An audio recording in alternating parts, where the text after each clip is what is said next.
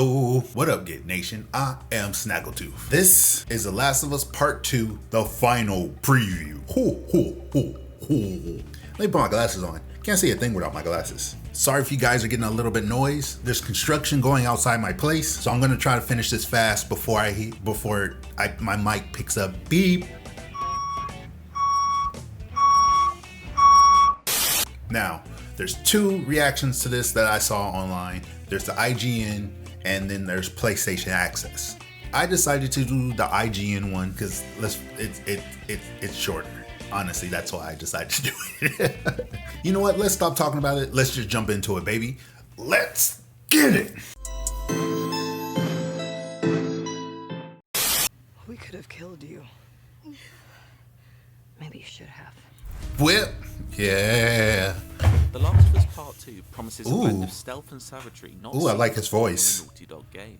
Having now played it myself, it's clear to me just sounds how much dreamy. the combat system has evolved when compared to the original. Not to mention how dynamic each fight can be. There's a brutality. Let's see if there's subtitles. Engagement, but also intrinsically linked to the larger themes at play. The Last of Us preview, the final preview.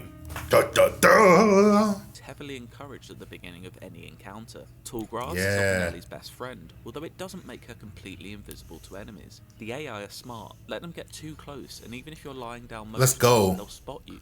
Let's go. Follows. Being proactive and constantly on the move proved successful for me, as I bypassed some enemies before ultimately having to strike. In my time of The Last of Us Part 2 so far, I've discovered that if one thing is for certain, it's violence. It doesn't want you to necessarily play it like a traditional stealth game, but actively engage in the action and become a violent participant in its world. Okay, that's Even good. the It balances. Speak loudly through violence. As It enemies balances stab stealth and enemies in the kills. neck as the camera hangs on both of their strained facial expressions. Her victim's eyelids poetically making their final few flutters next to the butterfly now tattooed on Ellie's forearm. A familiar but more streamlined crafting menu that offers many more options than the first game directly influences your chosen playstyle. Hey! Pistol silencers particularly useful, but kept reminding myself that they only last for 3 bullets at a time. Is that a bottle?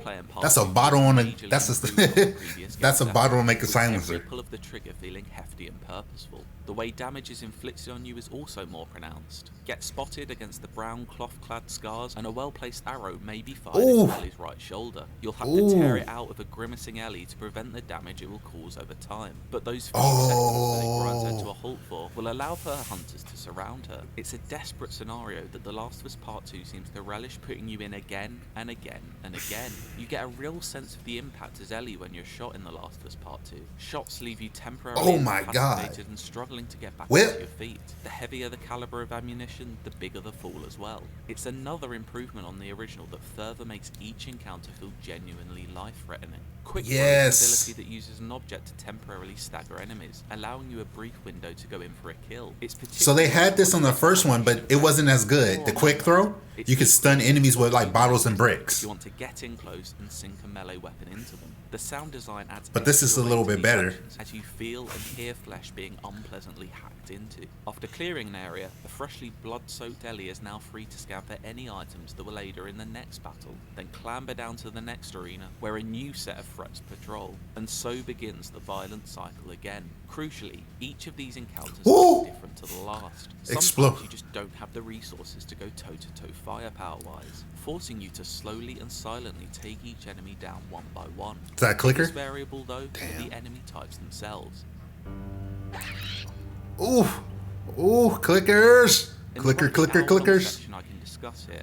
You guys excited? I'm excited, bro. The aforementioned mysterious scars, who favour crippling bows and arrows and heavy melee weaponry. Coming up against these axe or sledgehammer wielders provide moments for the vastly improved melee combat system to shine. For a series of well-timed strikes, you can eventually get the better of your opponent.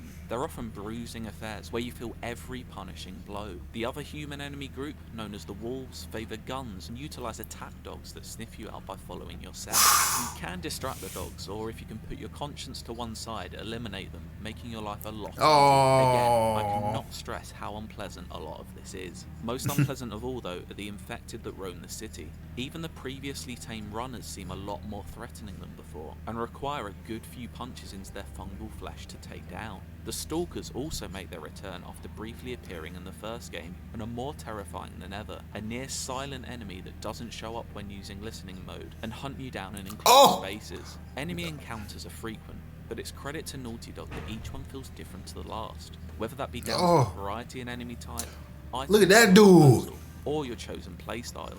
Every fight feels dynamic. You can go in with a plan, but you have to quickly think on your feet as Ellie's cover is blown or a new threat enters the scene. The combat of The Last of Us Part 2 is constantly rotating between heart-pounding tension and brutal butchery. Shoot him! A circle of violence that is wholly unpleasant, but necessary for the story that it's trying to tell.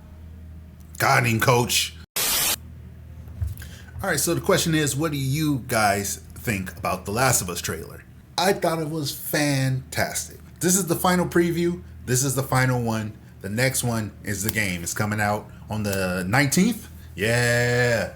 The biggest surprise in this trailer is that, well, number one, we got that if you get hit or if you get shot by an arrow or a bullet, you actually get staggered and you have to heal yourself before the enemies surround you. That's pretty dope.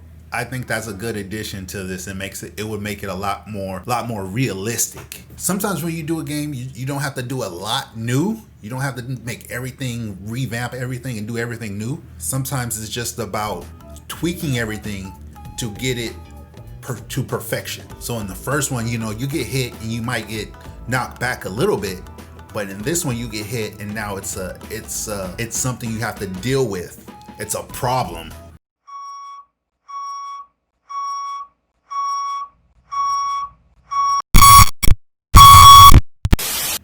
The next thing that comes out is the game. So are you guys excited for it? So from what I hear, the spoilers that were leaked did not impact the pre-orders at all. Like, they hit the number of pre-orders that they were aiming for. And I kind of knew that would happen. I mean, whenever there's outrage about a game that no one has played, usually the game does well regardless. Look at what happened with Pokemon. Everybody was all super up in arms about it, and guess what? It sold like 7.9 million copies or something like that. Ridiculous. So when it comes to leaks and spoilers, I just avoid them. There's no sense in ruining your day to look at something and you're just gonna buy it anyway.